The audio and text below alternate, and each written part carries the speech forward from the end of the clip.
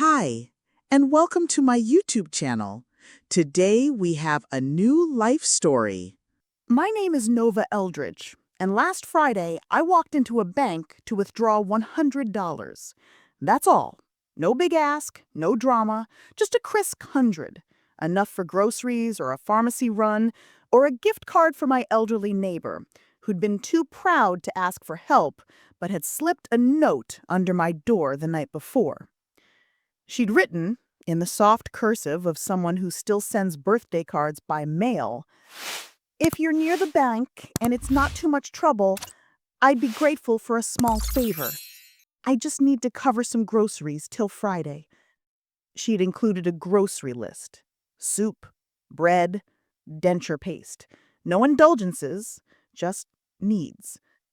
So I went. Not for me, for her. The bank I chose wasn't just any branch.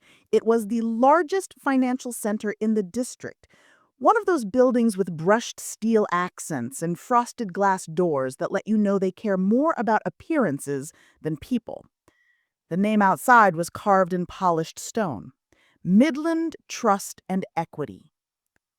And behind the front counter, under soft lighting, stood my brother, Miles Eldridge.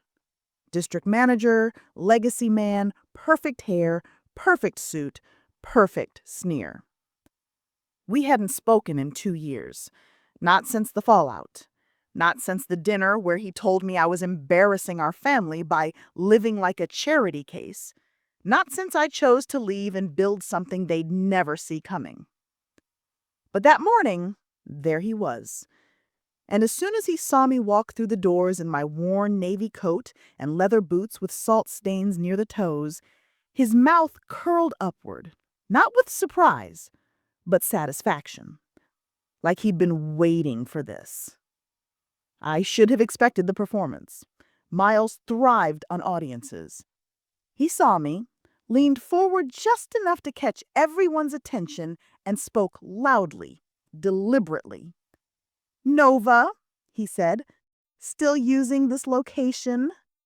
His voice dripped with polished condescension. "I thought you'd moved on to other arrangements." I stayed silent.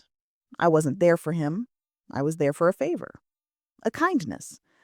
I didn't want a scene, but he wanted one. "We've upgraded our clientele since you last dropped in. We don't really handle charity withdrawals anymore." His smile widened. I didn't respond, not with words. I simply turned, walked out of the line, and headed for the doors without another glance. But the moment he called it charity, something inside me clicked. Not snapped, clicked, like a key turning in a lock. It wasn't anger, it wasn't sadness. It was purpose. Cold, clean, exact. I stepped into the morning light, the wind tugging gently at my scarf, and let it wash over me. The look on his face? That would come later. People always assume the worst kind of betrayal is loud: the yelling, the slammed doors, the dramatic revelations. But the most devastating ones? They're quiet. They arrive in the form of smirks, policy changes, thinly veiled insults dressed in professionalism. They hide in families, in the polite distance of emails, in holiday invitations never sent. Miles never disowned me. He didn't have to. He just made sure I felt invisible every time I walked into a room with him in it. He was the golden child, the one who followed the path: Ivy League, internships, early promotions, tailored suits. I was the artist, the one who once painted murals on middle school lockers, the one who wrote poetry in the margins of math textbooks, the one who chose purpose over pedigree. That choice came with a cost, but I never expected the price would be watching my own brother turn me into a stranger. 2 years ago, I left everything behind: the family brunches, the joint investment account, the holiday house in Vermont. I changed my number, shut down my social media, and moved into a third-floor walk-up with peeling paint and a view of a parking lot. And from that small space, I began building something quiet, strategic, invisible. Something that couldn't be traced back to Nova Eldridge, daughter of Gregory Eldridge, former chairman of the Midland Trust Board. Instead, I created Sinvest, a masked digital infrastructure network wrapped in layers of security, accessible only through invitation and encrypted terminals.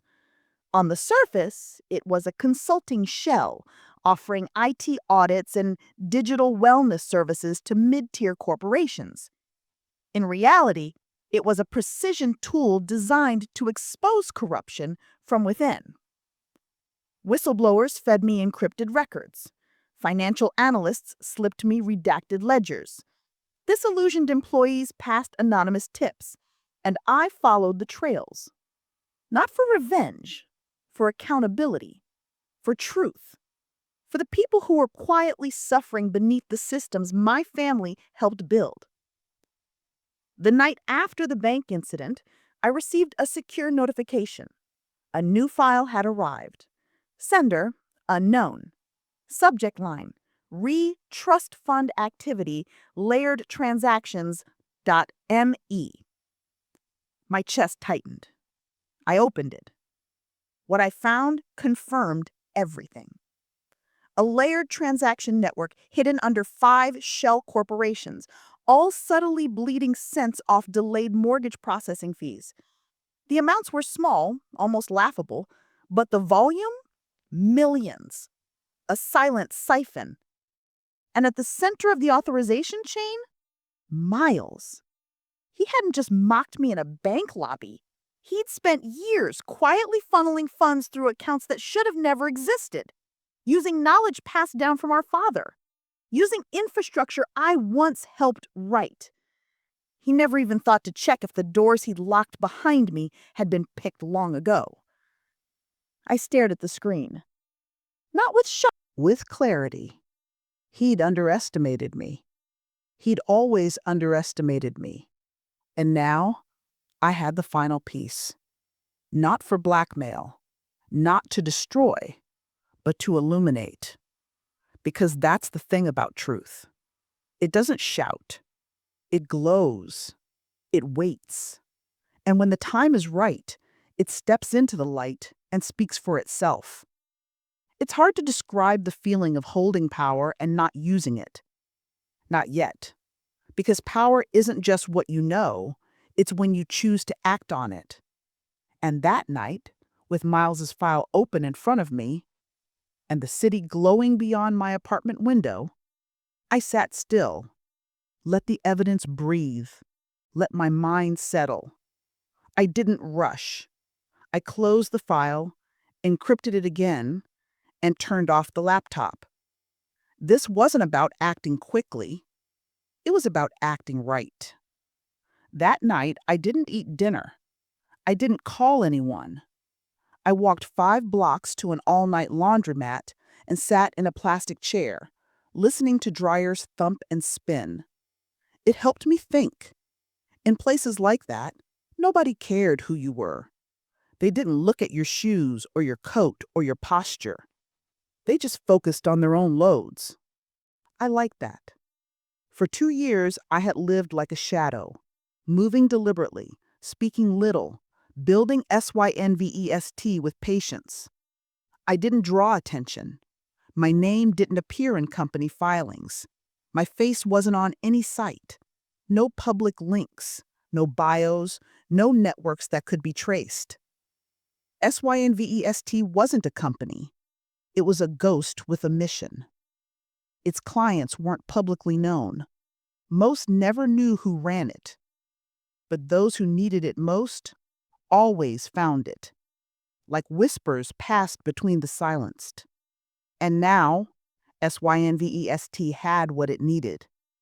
I returned to my apartment after midnight, fed my cat, a chubby gray rescue named Echo, and sat down again. This time, I didn't hesitate. I drafted 2 copies of the report, one for the Office of Financial Regulatory Affairs, where I had a contact known only as KM, a compliance analyst who'd once sent me a box of cookies after we quietly dismantled a fraudulent investment ring. The second went to a trusted journalist I'd worked with before, using a burn channel with 36-hour self-destruct protocols. No names, no attachments, just a zip file, a cover note, and the truth. Once sent, I watched the timestamp count down. When it hit 0, the system would erase the trail, the file, the container, even the metadata. Clean. It was done. Now all I had to do was wait. Waiting, ironically, is where most people fail.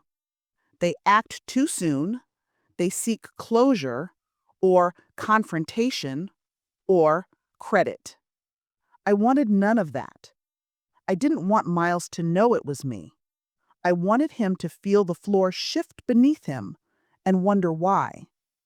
I wanted him to experience the silence that follows exposure, the kind that I'd lived in for 2 years, the kind where no one rushes to your defense, where polite distance becomes permanent, where the image of control flickers and dies in front of your eyes. That's the kind of justice I believe in, the quiet kind. 3 days passed. No word. I didn't look at the news. I didn't check the stock tickers. I made soup. I fixed the loose cabinet hinge in the kitchen. I taught a digital security workshop at the community co-op down the block. 10 women in folding chairs, all learning how to recognize phishing schemes and create two-factor backups. That night, my contact from the bureau messaged me. KM. Report received. You'll want to watch the news tomorrow. Also, that tagging system you built into the reports. Elegant. Stay safe. I smiled.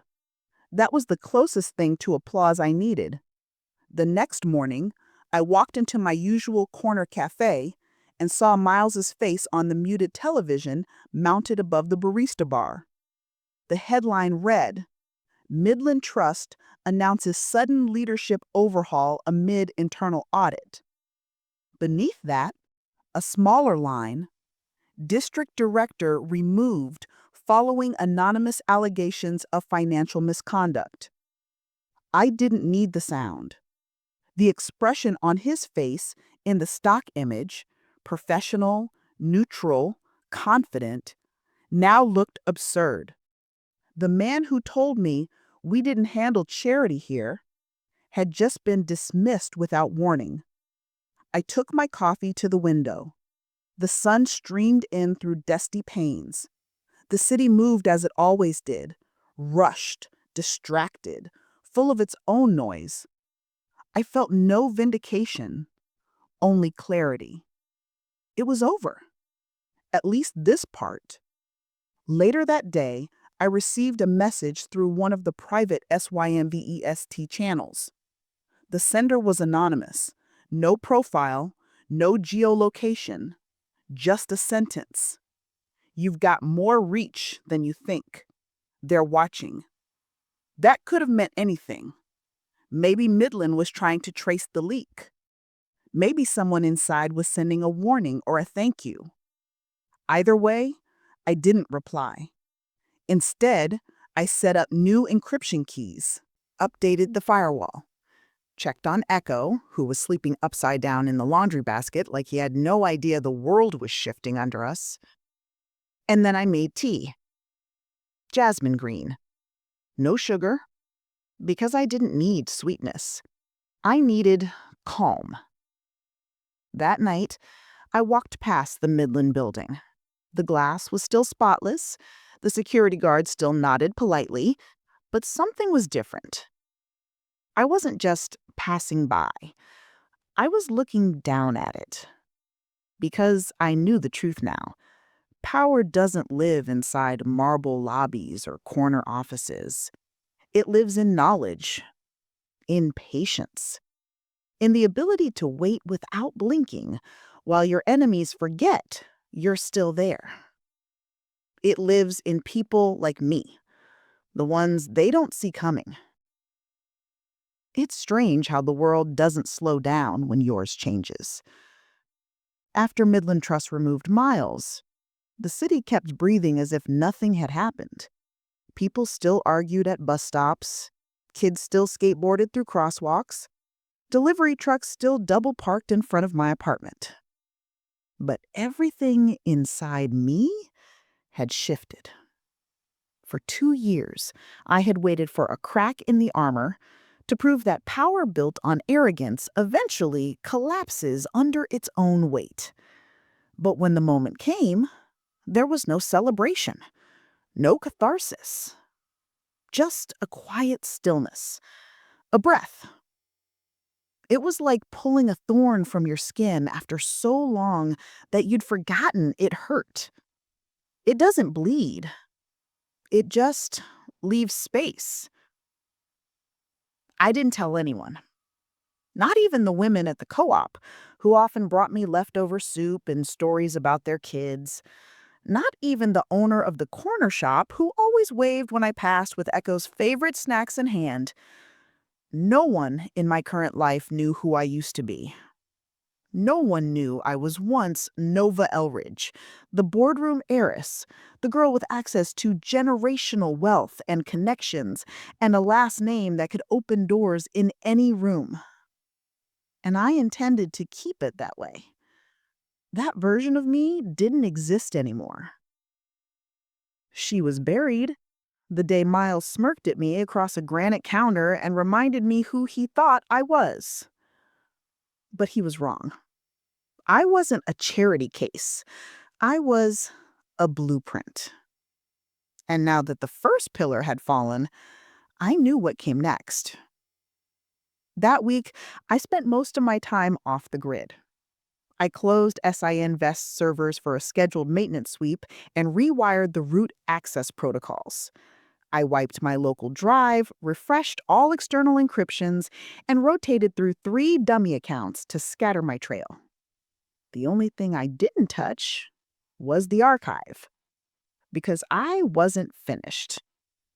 Midland Trust was only one branch of a larger system. My family's connections stretched beyond that building, into grant committees, real estate boards, even education councils. Over the years, I tracked those lines like spider silk, mapping the influence. Some of it was benign. Some of it wasn't. But one name kept reappearing. Elara Winfield. She was the COO of a private foundation, the Paragon Initiative, that claimed to fund youth leadership and financial literacy programs. In practice, I suspected it was a laundering front.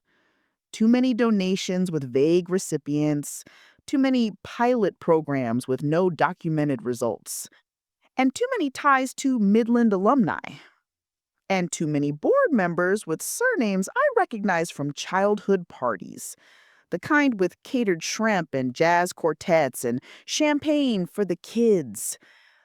Elara had once been my mother's closest friend. She used to bring me books about girl bosses and tell me I was going to be a warrior in heels. I wondered if she'd remember me now, or if I'd just become another ghost in her files. I initiated the probe through SIN Vest Level 2 systems. Slower, deeper scans, quiet pings against their back-end firewall, watching for open ports and poorly configured access tokens. It took 4 days, but the entry came. A forgotten subdomain linked to a test server. It had been sitting dormant, unsecured, for 8 months. I slipped in unnoticed, and what I found confirmed everything. Internal memos detailing donations that never left the books. Funds marked as community outreach redirected to offshore accounts. One program, named Urban Empower, was supposedly running workshops in 6 cities. I called the first 3 locations. None of them had heard of it. The fourth gave me a disconnected line. The fifth was an empty lot. The sixth, an abandoned church scheduled for demolition. Fake receipts, dummy invoices, inflated payroll for non-existent employees. The entire foundation was smoke and mirrors. But that wasn't the worst part. The worst part was a spreadsheet titled simply Legacy Allocations. It was a list of names, surnames I knew. Mine among them. I wasn't just watching a corrupted system. I was part of the inheritance, and someone, maybe Alara, maybe someone above her, had already counted on my silence. They listed me as a beneficiary. Heart hammering, hands still. This was bigger than a disgraced district manager.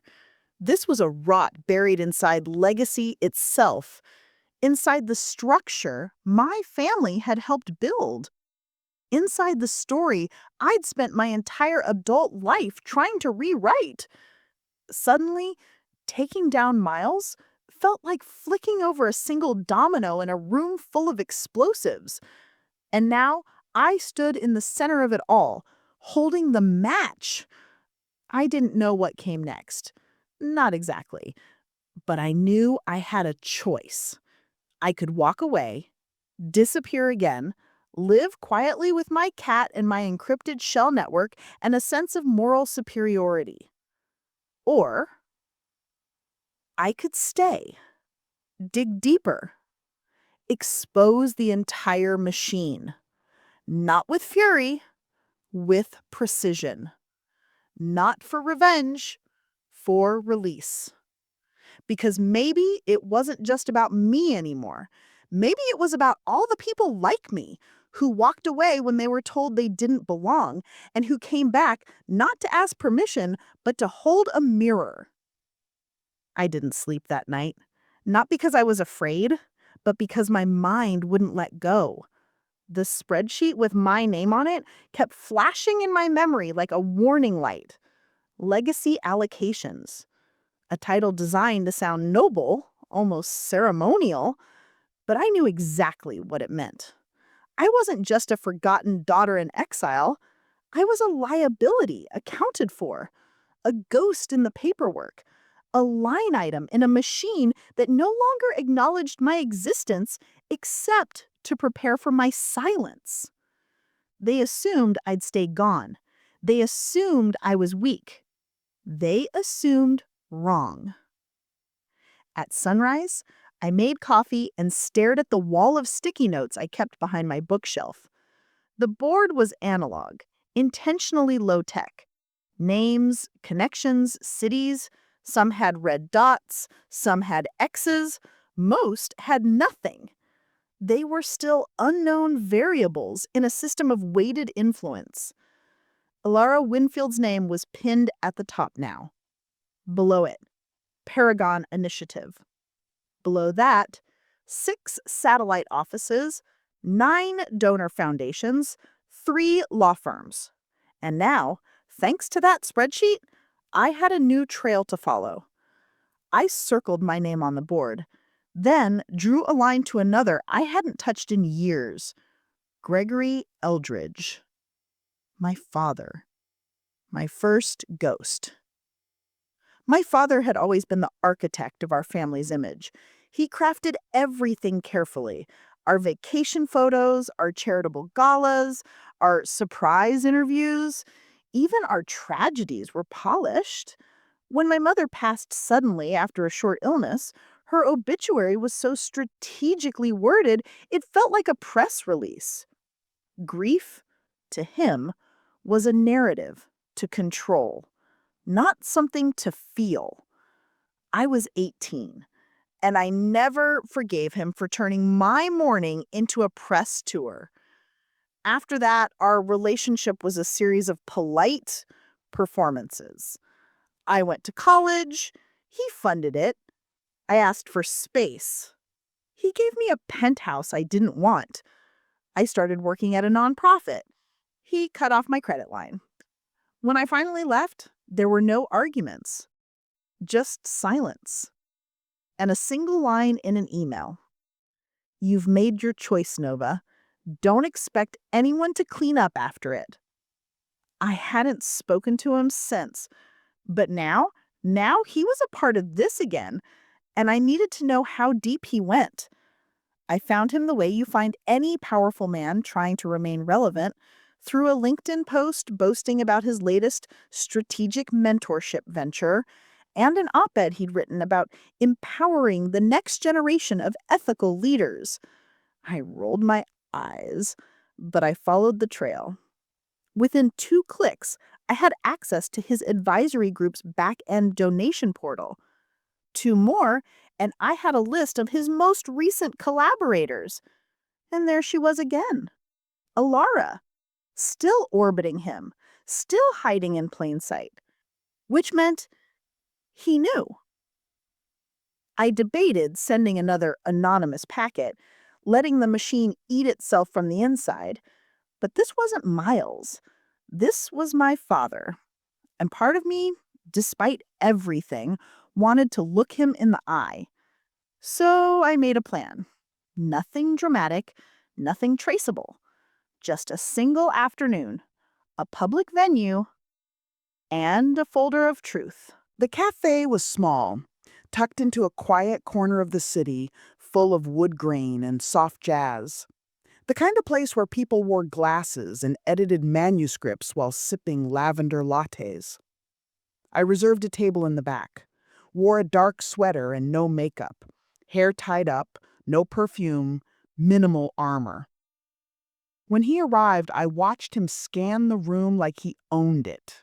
He didn't see me at first. Then our eyes met. He hesitated, but only for a moment. He sat. "Nova," he said, voice smooth as ever. "You look, well." I slid the folder across the table before he could say anything else. He opened it, glanced at the first page, stopped, then looked up. His eyes didn't widen, his breath didn't catch. He simply said, "Where did you get this?" I built the map. Every transaction, every name, every lie. Silence. I let it stretch. He looked back down, flipping slowly through the pages. When he reached the spreadsheet, the one with my name, his fingers tightened slightly. But still, he said nothing. Finally, he closed the folder. "I assume this isn't public yet." "Not yet," I said, "but it will be." "And what do you want?" I almost laughed. "What I want," I said, "is the opposite of what you taught me." He didn't blink. "I want transparency. I want accountability. I want people to stop hiding behind structures designed to protect them from consequences." "And you think burning your family's legacy will achieve that?" I stood up.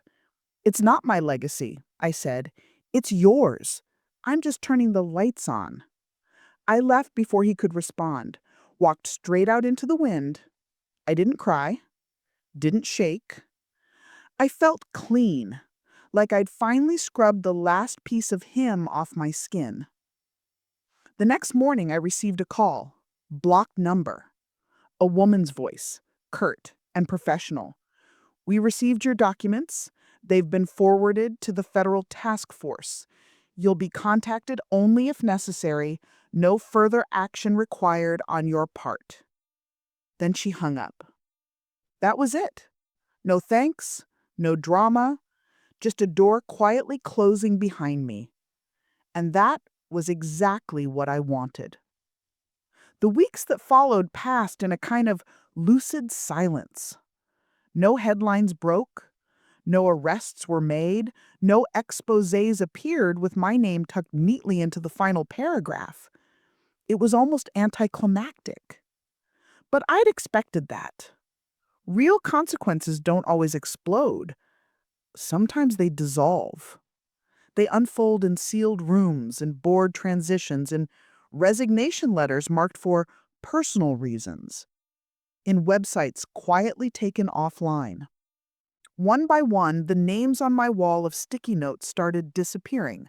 Not publicly, not forever, but enough to feel the shift, enough to know that the system had felt the fracture and that it came from me.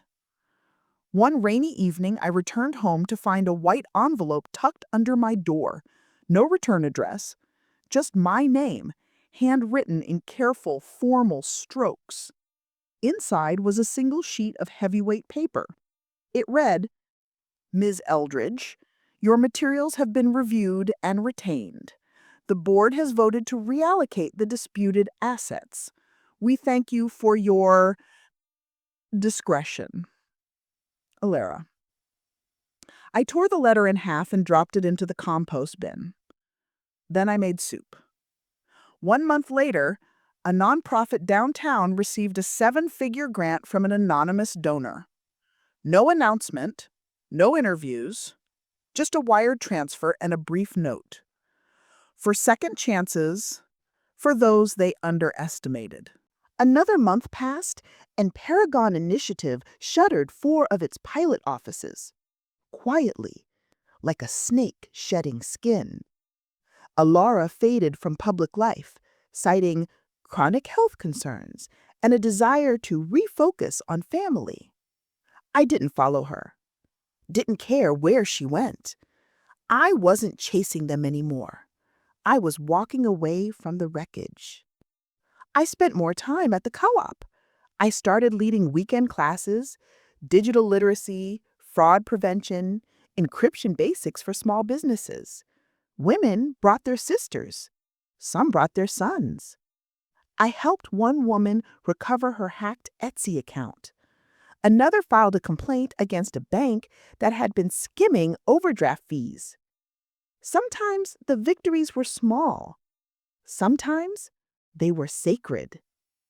And sometimes, after everyone left and I was alone with the leftover snacks and the soft hum of the exit sign, I would sit and write, They told me I was too emotional, too sensitive, too fragile for the real world.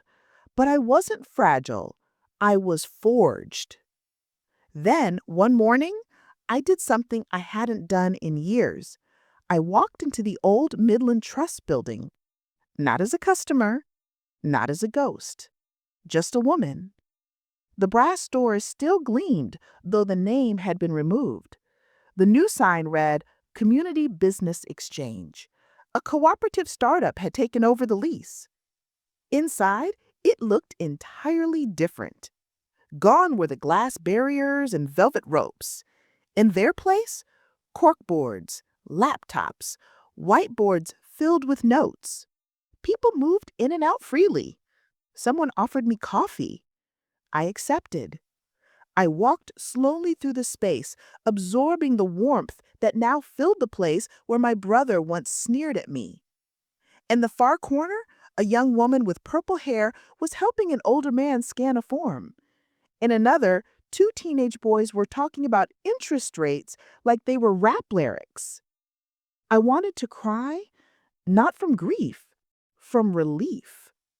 From the quiet confirmation that reclamation is possible, not always with flames, sometimes just with presence. Outside, the spring wind caught my scarf and pulled it over my shoulder. I let it go, let it flutter behind me like a banner. Not everything needed to be controlled anymore. I'd spent so many years tightening my grip on safety, on anonymity, on silence. But this was different. I had nothing to hide now, and everything to live for.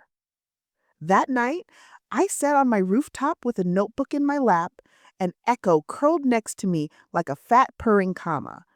I wrote a new sentence. Not for war, for remembering. When they cut me off, I thought it was the end. But all it did was set me free. I closed the notebook, watched the stars come out, and let the silence speak for me. I used to think survival meant making yourself small, invisible, easy to ignore, easier to dismiss.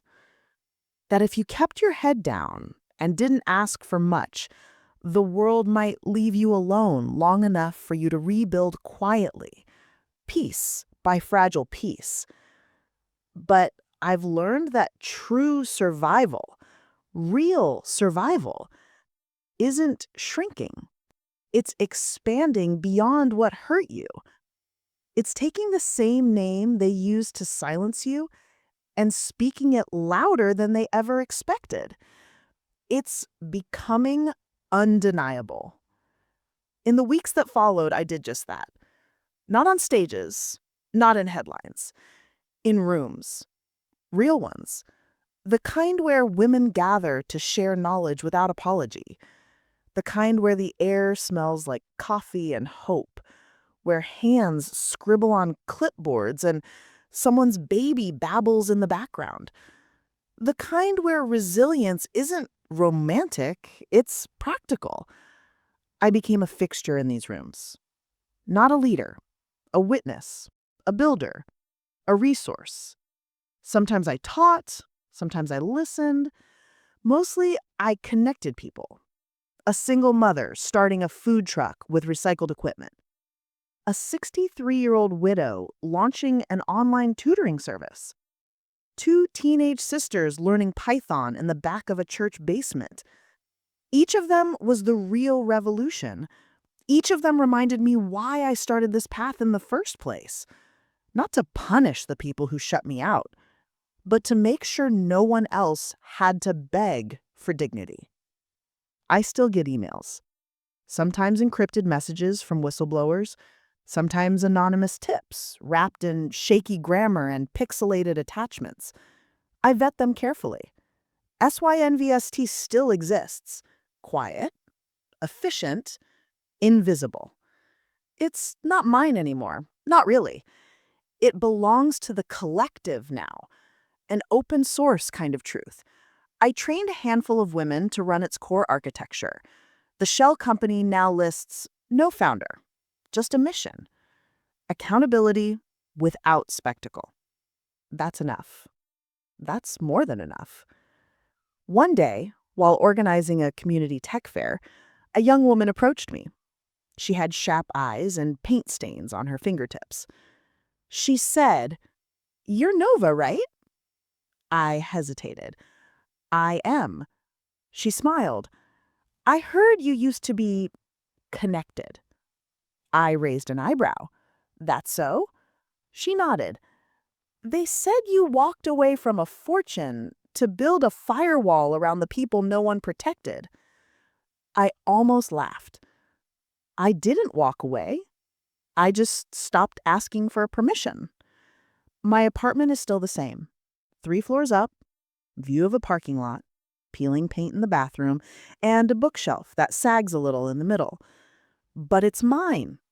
Every inch of it.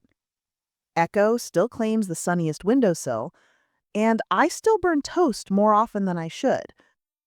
But I sleep. Fully. Deeply. Not with one eye open, not listening for someone to come take it all back. Because there's nothing left they can take. Everything that mattered, I rebuilt it with my own hands. People sometimes ask if I ever miss it. The wealth, the name, the insulation from hard choices. And sure, there are days I remember what it felt like to walk into a room and be assumed important, to flash a card and bypass a line, to sign checks without checking balances. But then I think of the faces in the co-op, the kids who ask questions no one bothered to answer before, the mother who cried when I helped her reclaim her identity from a data breach. And I realize I don't miss insulation. I love clarity. I love purpose. I love waking up and knowing I've earned every brick of the life I stand on. The last time I saw my brother was from across the street. He was outside a corporate office building, pacing with a phone pressed to his ear. He looked thinner, less sure. His suit didn't fit as well. The shine had worn off. He didn't see me. I didn't wave. I just kept walking. And that, to me, was the win. Not revenge, not confrontation, just peace. The kind that comes from no longer needing to prove anything. I am not the girl they thought they exiled. I'm not a cautionary tale. I'm not a rebel or a hacker or a failure. I'm a woman who saw the cracks and decided to grow through them anyway. I am not what they remember. I am what they never saw coming. And now? Now I build the world I needed all along. One keystroke at a time. One conversation at a time. One truth at a time.